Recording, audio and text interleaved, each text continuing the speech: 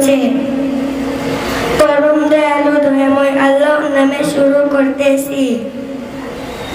যখন আল্লাহর সাহায্য ও জয়লাভ আসিবে এবং আপনি লোকদিগকে আল্লাহর দ্বীনের মধ্যে তলদেলে প্রবেশ করিতে দেখিবে, তখন আপনি আপনার প্রতিপালকের প্রশংসা তাহার পবিত্রতা ঘোষণা করিবেন,